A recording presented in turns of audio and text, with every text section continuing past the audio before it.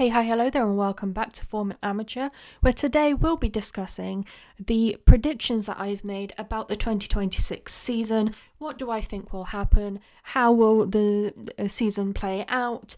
I wouldn't be surprised if none of this came true, but if it does, then, points for me.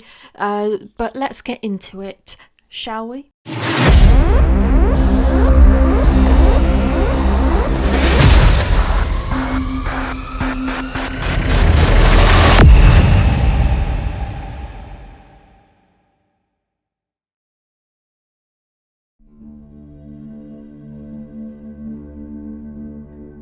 Number 1.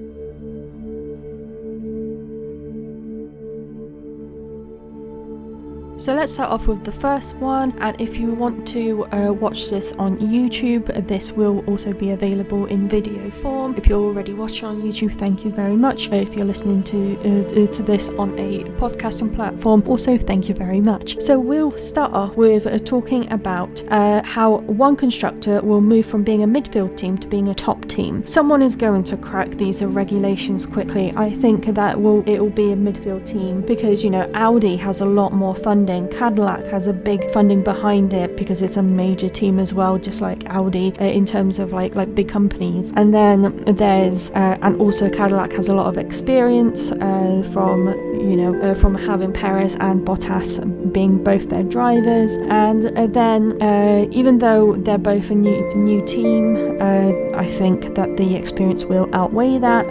We've been hearing that Williams has been a team who started focusing on 2026 the earliest, and seeing how good they were in 2025, surely they're on the up. And there's also Behrman looked locked in by the end of 2025, and he's been breaking Haas records. Aston Martin have Adrian Newey at the helm, first being the head aerodynamicist, now team principal as well.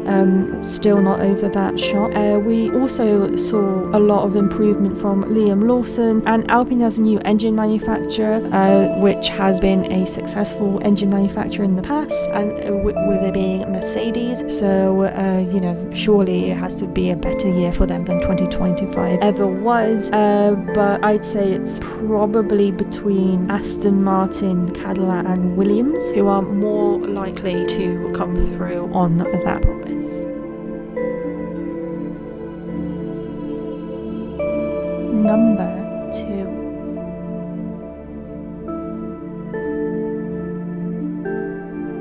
So the next one is that I think this will be Fernando's time to shine. So we briefly were able to see that in 2023 when he was getting podiums, and unfortunately that's where it ended in 2023. Since then it's been a bit of an uphill struggle. So I think this year will be a lot better, even better than 2023 was. And it's been 20 years since he won his latest championship. He now knows that with the power of Adrian Newey by his side, he has more mechanical advantage in terms of aerodynamics, and I'm sure he can get the team to a more ship-shop shape.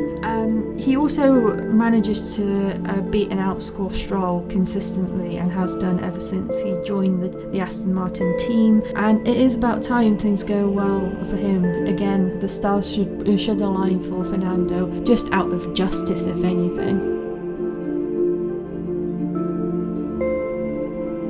Number 3.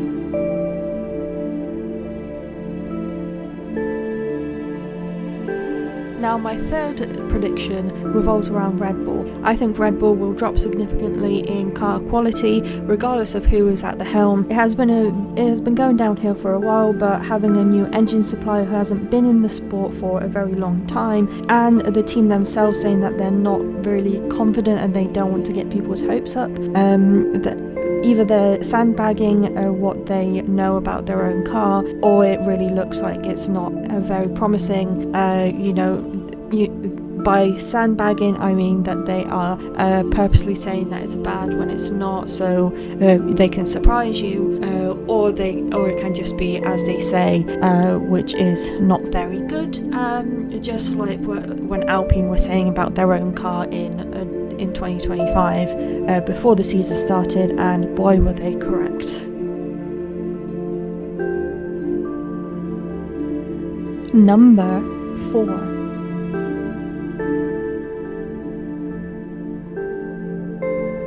And now the fourth prediction, I think Ferrari would not listen to any advice given by their drivers, because we've seen that they love to do that in the past, and regardless of how many documents they draw up, specifically in terms of Lewis Hamilton, they will not listen, because he never won any of his 7 championships with them, whereas Michael Schumacher has a Ferrari to thank for, I think, 5 of his championships out of the 7 that he has. So that gave him some sort of way of, some leverage to be able to say what he thinks about the car. Whereas with Hamilton, he's won all of his with McLaren and Mercedes, so they're just like ignoring it because, well, you never won in this car, so you don't know what it's like, which is obviously very unfair. And obviously you have to consider as well, Charles Leclerc, he's been driving for the team since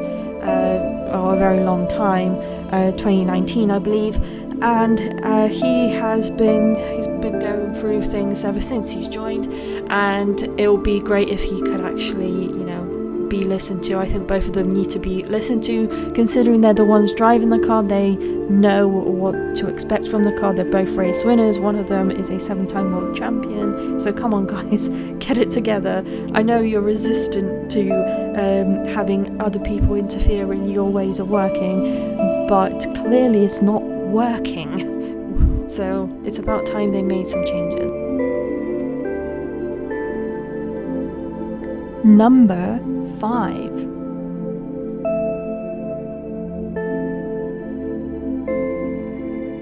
And my 5th and final prediction is that Colapinto will have a much better year than 2025 ever was, considering that it can't really get any worse than what it was in 2025, unless he gets fired. He gets the Doohan treatment, but we don't know what that would entail, considering how much financial backing he has. It's probably not that easy to get rid of him, but surely he has to have a much better year, like at least score 1 point in this entire championship. That would be great, because if you have another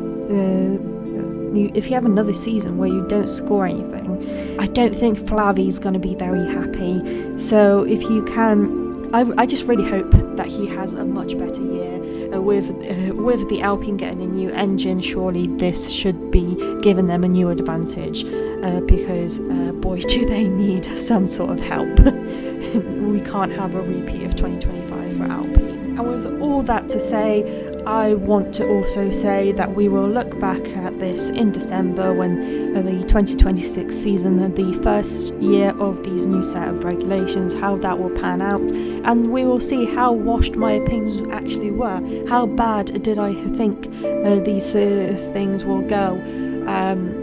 Have I just been plucking these out of thin air? Did I have any reason to believe these things? We'll see how it goes. Hopefully I have some standing in this, but I don't know. We'll see in December, and we'll see if any of these have come true. It might be that everything just goes completely opposite. There are no more additional top teams. Fernando's year would be the worst he's ever had. Red Bull would be at the top of their game. Ferrari would actually listen. I think this one's more in the bag than anything else.